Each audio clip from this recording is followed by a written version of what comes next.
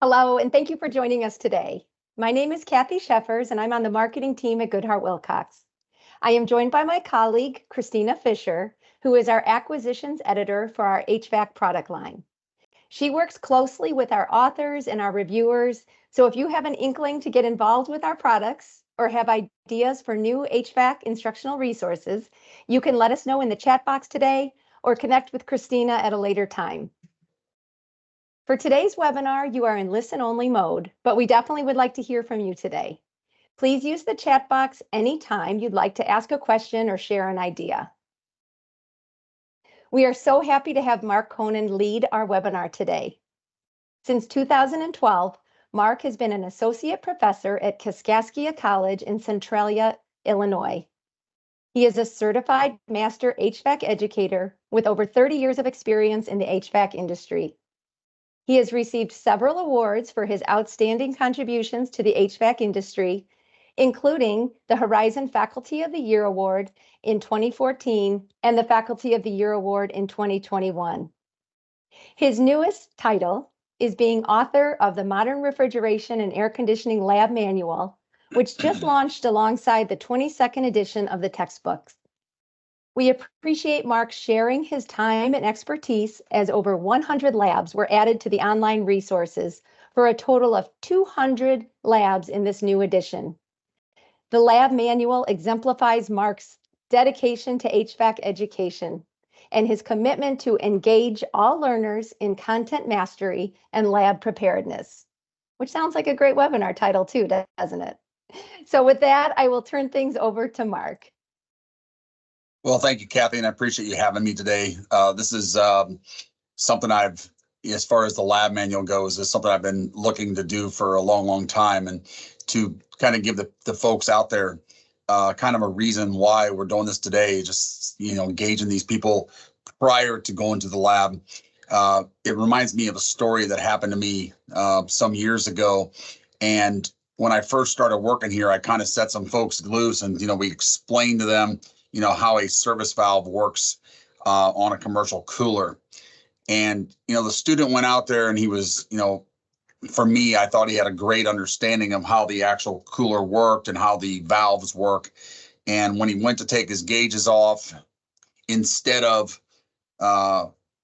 closing the valve off in the back seated position, he went ahead and front seated the valve off. And when he front seated the valve off, he took the gauge off and refrigerant started flying all over the lab, of course. What happened was, instead of, evacuating and walking away from it, he unfortunately put his hands in front of it, trying to stop that liquid refrigerant from leaving the liquid line. As many of you instructors that are on here probably know, that this didn't end real well for his hands. And so it really made me, unfortunately, this young man had to go to the hospital that evening. They didn't really do much for him besides tell him that you're going to be in some pain for a couple of weeks. And it really made me think about, how do we protect this from happening? And of course, we can't keep everything from happening, but it made me realize that there's no way that just doing one lecture and just saying to them, hey, this is back seated, this is front seated, there's no way that a student can possibly learn that way. So when I got here in just a few months into my journey at the school at Kaskaskia College, the college offered a class on different learning styles. And so when they offered this class on these different learning styles, I went to it, and I'll be the first person to tell you that I was a 41-year-old man, and the group of folks that came in were probably 25 years old. And I just didn't. I don't know if I didn't have my eyes open to it or not, but they came in and they did a fantastic presentation on the different learning styles that we have in our industry. So, Kathy, I don't know if you can roll that next slide. So when I think about the different learning styles that we have, I once seen this quote by Benjamin Franklin that says, "Tell me and I forget, teach me and I may remember, and involve me and I learn." And I actually have that hanging up in my classroom. And the thing I think about that is exactly what happened to this young man in the class. You know, I told him about the valve. I explained to him about the valve. And unfortunately, it wasn't enough. It wasn't enough to keep him from having a major burn on his body, of course, on his hand. So then when I dig into this a little bit and I say, well, teach me and I may remember, right? So again, if I stand up there and maybe I have some different ways of teaching a person, maybe they'll remember a little better and they won't burn themselves. And the involve me. And when I involve you, and again, what I'll say about that is involvement, not just going out to the lab and doing it as well. So when I think about all the different learning styles that we have out there, and many of you on this call today may understand that a lot of people in the HVAC trade, they're not going to remember stuff by simply reading it out of a textbook. And even though we use a textbook, just like many of you might do, we have different ways of learning as well. So we have some visual learners. And Kathy, you may go on to the next one. Thank you very much. So we have some visual learners, and people learn by seeing images and pictures and diagrams and videos or demonstrations. So again, we can stand up in front of the class and we can, present these things. One thing I would like to just mention is that at Kaskaskia College in the HVAC program, we do use Goodheart-Willcox. We use their lab manual, we use their main textbook, and we use all of their common cartridge items. So we'll try to look at a few of those today. However, whether you're using some other textbook or not, I'm sure you guys have access to many of those same ideas that they have out there. So when we're talking about, reading and writing, we're learning by written words. And, I don't know how many HVAC instructors are actually giving people writing assignments. And that a lot of times does help people learn because they're writing it down and they're focusing on it. For me, the reading portion of it is just not enough. So we have the auditory. And so when we're trying to listen, we're learning by listening and talking. Right, we're standing up at the lecture and we're telling them what's going on, and maybe half of them are paying attention, maybe half of them aren't, and so it's our job to try to gain that attention to keep them on track. And then, of course, the kind of learner that I really am myself, and probably a lot of you are as well, is kinesthetic, and we learn by doing. So, Kathy, if you could go forward, please.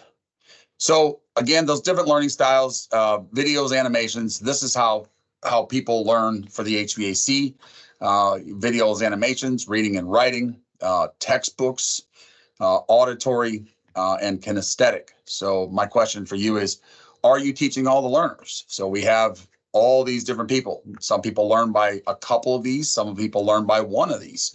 So getting them all involved in all the different learning styles is something I believe as an HVAC instructor that we need to do. Something that happened for me years ago is the college, and I work in the state of Illinois, and the state of Illinois had a major budget crisis years ago. And when they had the budget crisis, they quit, and it's community college. So they quit feeding the money to the community college. We quit getting, payments from the state of Illinois, and the college took a whole different direction and said, hey, listen, this is what we have to do. We're going to be cutting some hours. We're going to be cutting some stuff off. And I'm like, how am I going to get this done? So this is where I went to hybrid learning. And again, I sometimes get some kickback from people saying there's no way you can teach HVAC from a hybrid setting. It just cannot happen. And I won't disagree with that 100%. I will tell you that we still have to have that lab time. We still have to have that lecture time. But if students get the opportunity to do some reading and writing at home, if they get a chance to, watch videos from home, if they get a chance to look at pictures, and where can we get this all? In this case, for me, I get it from Goodheart-Willcox's common cartridge, right? So, Kathy, if you want to go to the next one. So learning styles for HVAC, we have the visual, videos, animations, pictures. Many videos, animations, and pictures are available through Goodheart-Willcox. We'll try to take a look at some of those. And again, my question for you is, are you teaching students who are visual learners? And so again, it's not for us to, turn a YouTube video on and walk away from the class. That's not the idea. If we want to turn videos on, we need to be there, stopping those videos, discussing what's happening in those videos. I just watched a video with my class just before I got into this presentation, just a few minutes ago, and it was actually a video done by Brian Orr, which a lot of people are very familiar with. And Brian actually says in the video that I'm going to show you this video on soldering and brazing. And I'm going to tell you right away that there's some things that this person does that's absolutely wrong.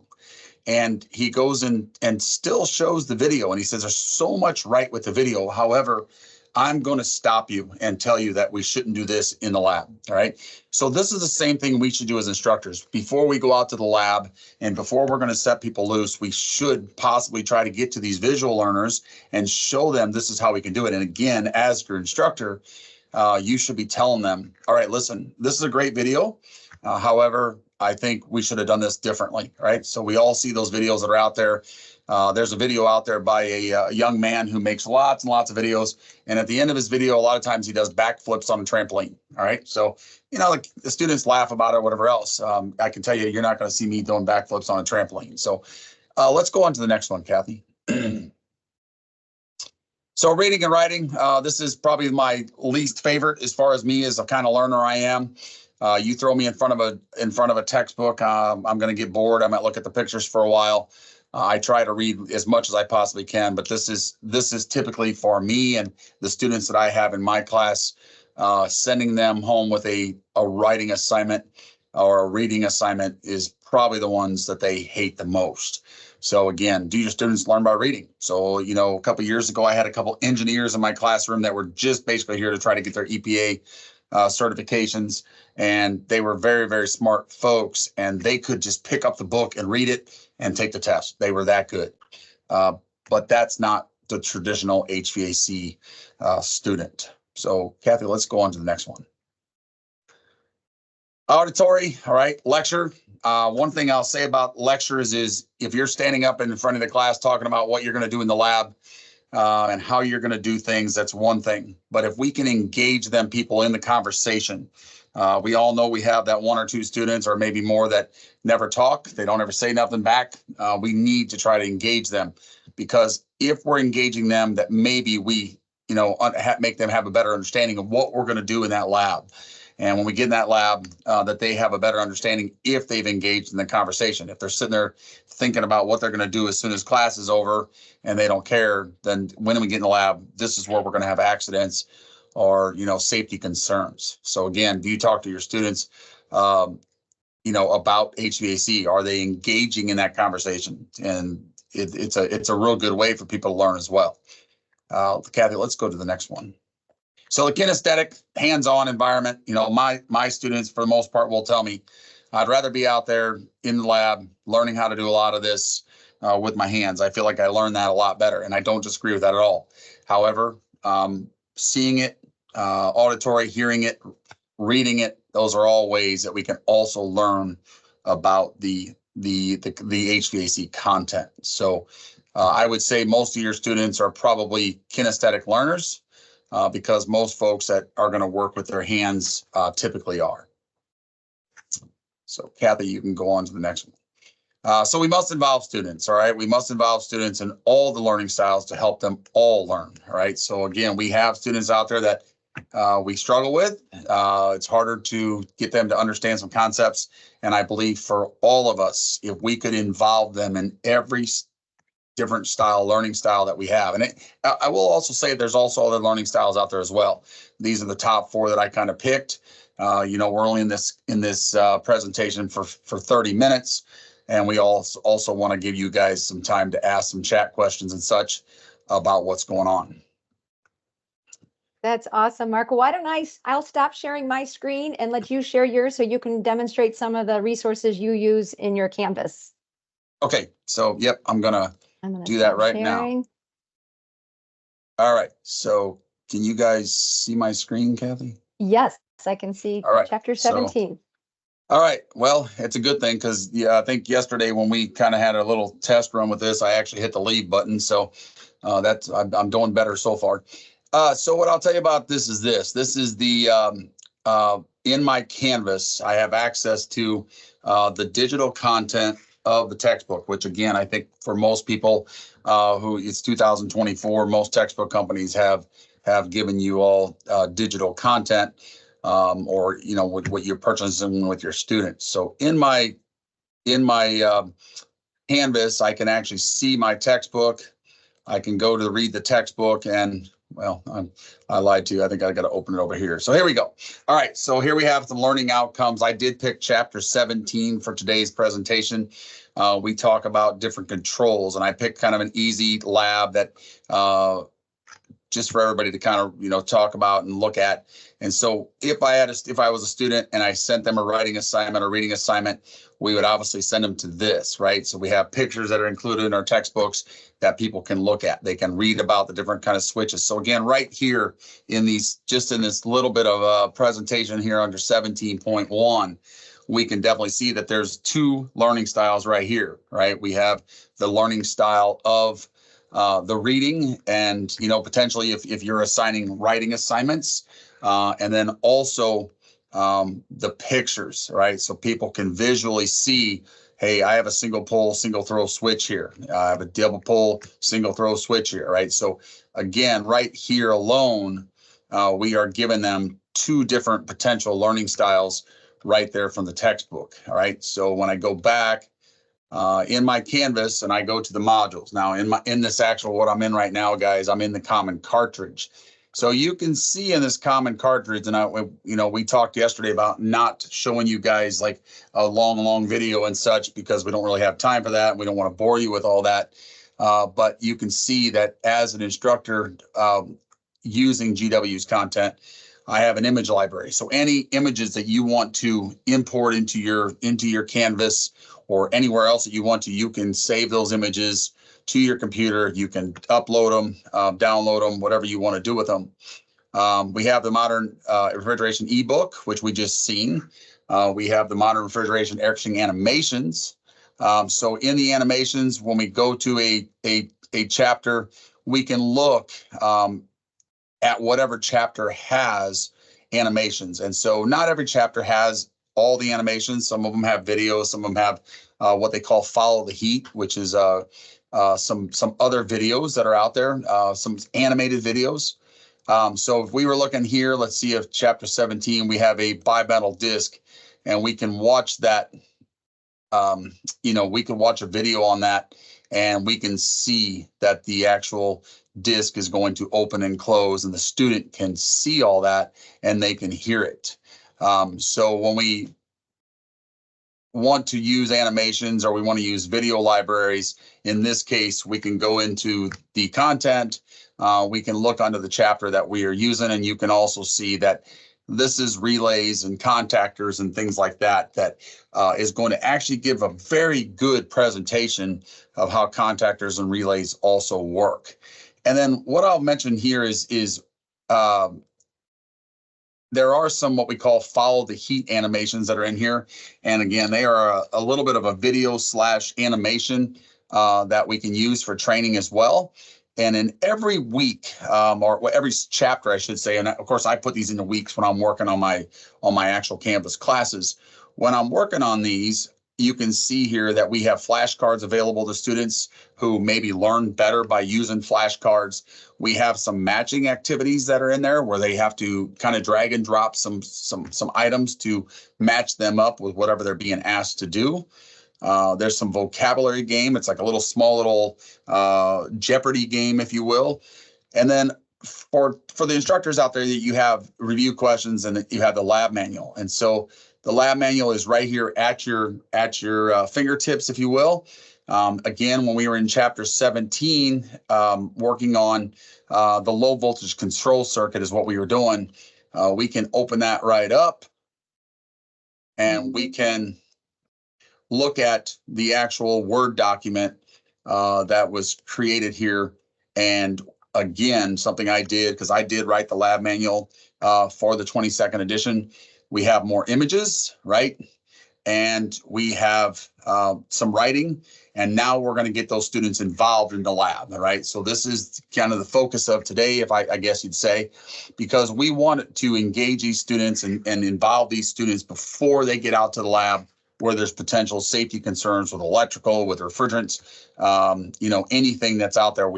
All of us are probably working with torches and such. So anything we can do to kind of get to them from a safety aspect first before they get into the lab. So this is going to tell us, what we have to have. This particular wiring board is kind of telling you from the get-go that I need a transformer, I need a piece of wood to put it on. We actually have this set up in our lab, so students don't have to do all that legwork, if you will. But they do have to wire it all up. They got to do the ohms and the voltage readings on the contactors, the transformer. So they're going to ohm out the transformers on the primary side, the secondary side. And again, a lot of that stuff regarding how we're going to ohm out a transformer can be found on the videos that in the weeks of the electrical section of our textbook and the common cartridge. So in here, we will ohm these things out. They have to give an answer. Now, I will tell you, this is a Word version. So if you are purchasing the lab manual, you may notice that our lab manual setup looks just a tinge different than what we're seeing today. So here's the contactor. Students are seeing it.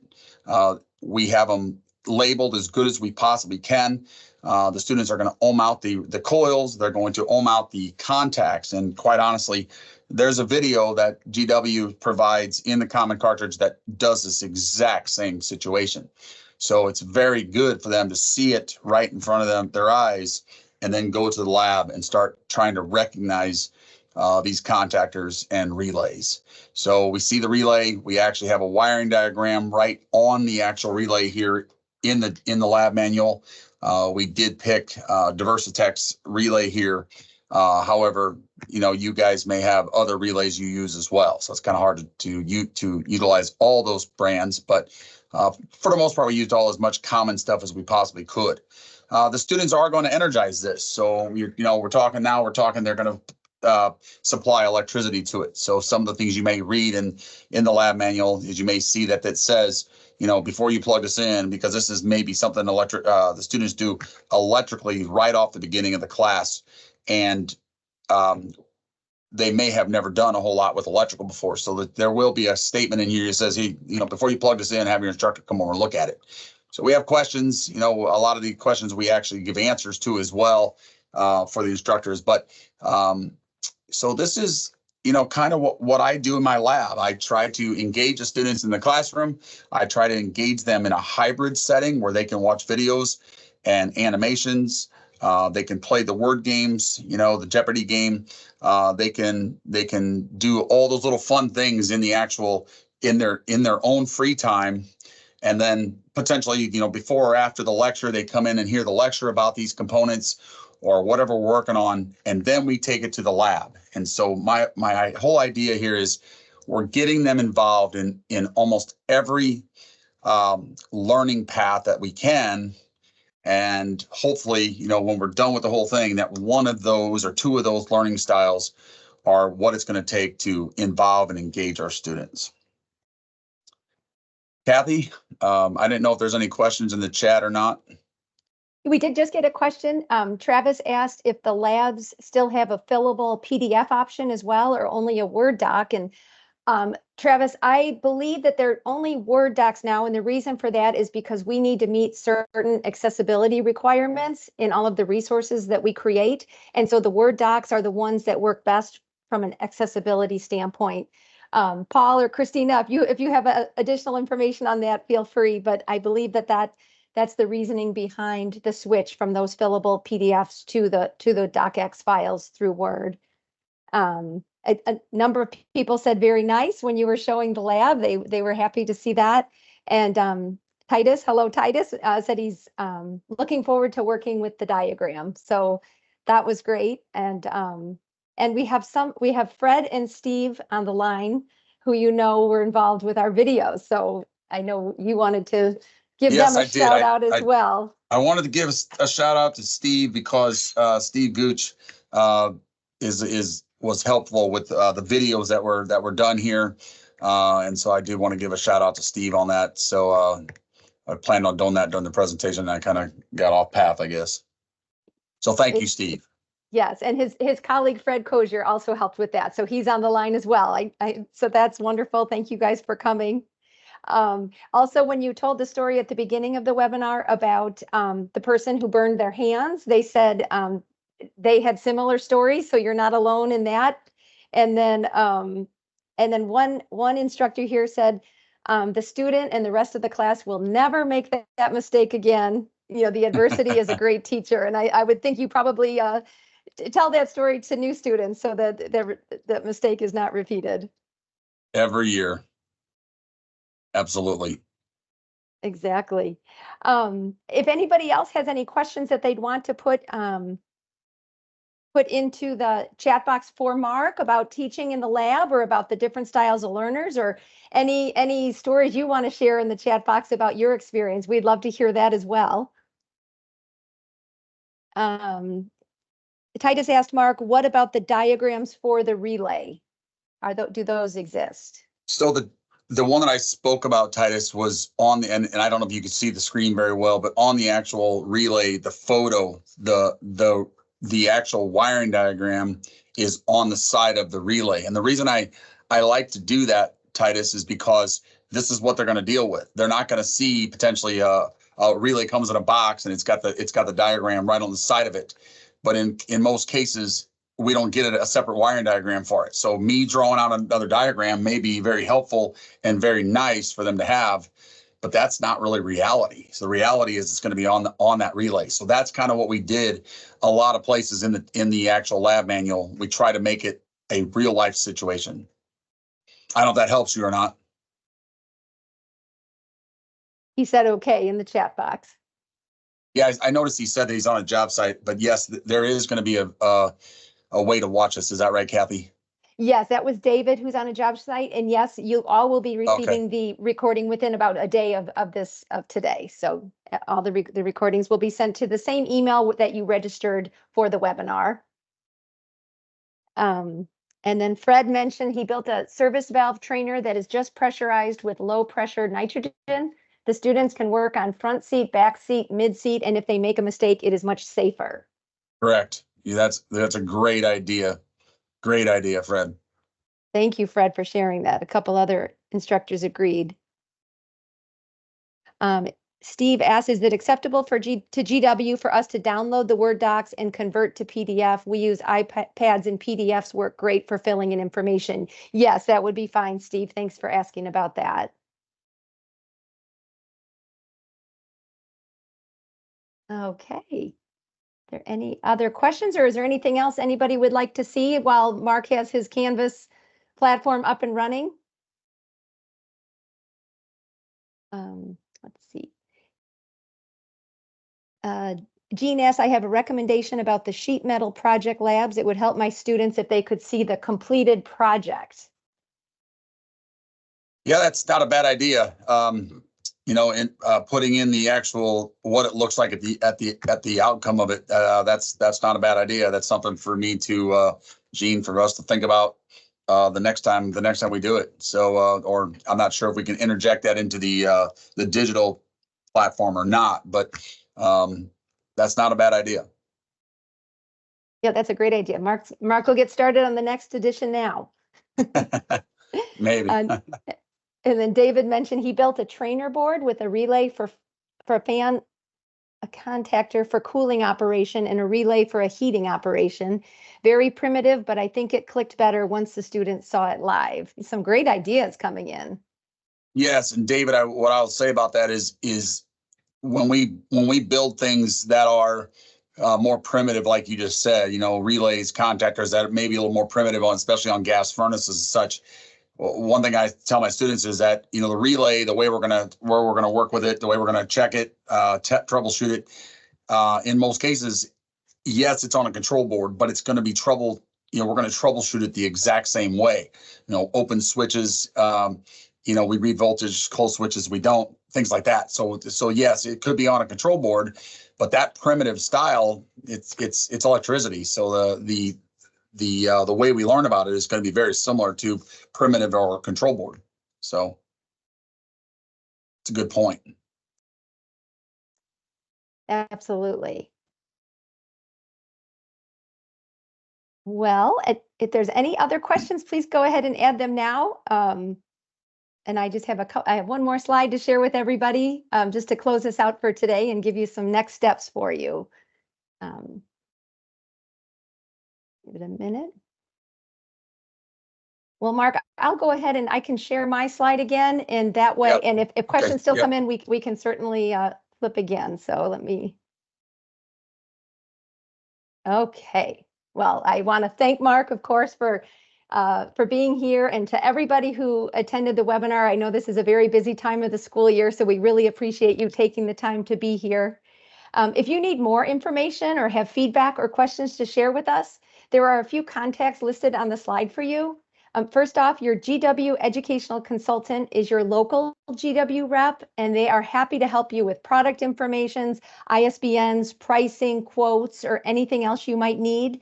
They can also do an online demo with you of the resources that Mark showed you today, or any of our other HVAC resources that we offer. So if you want to see it firsthand that way and really dive into the product a little deeper, they're happy to help you with that as well. You can also reach out to our customer service team, and they'll take really good care of you. If you'd like to get a complimentary sample of these resources, where you'd be able to see the textbook and Mark's lab manual and the videos and everything else, you can either ask your GW educational consultant, you can contact customer service, or you can go right to our website at g-w.com/preview to request a sample there. We've also put Mark's email up there if you'd like to talk shop with Mark and continue the conversation after today. I know he'd be happy to connect with all of you.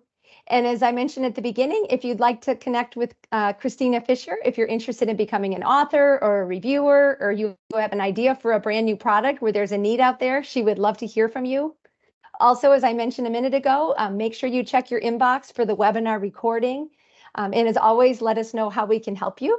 And so with that, I just want to thank everyone again for coming today. And Mark, I want to thank you again for your time. I know you were coming from class, and were nice enough to share this information, and for giving us a glimpse into your lab manual. It sure is exciting. I love that the pictures have been added to them. They're very visual, and I think they will appeal to so many different learners. So thank you for your hard work. Christina, anything you'd like to say as we close out? I don't think so. You covered everything, Kathy. But yes, thank you everyone who joined. Thank you, Mark, for all of your hard work and dedication, not only to education, but to GW here. And hope you all have a great rest of your day.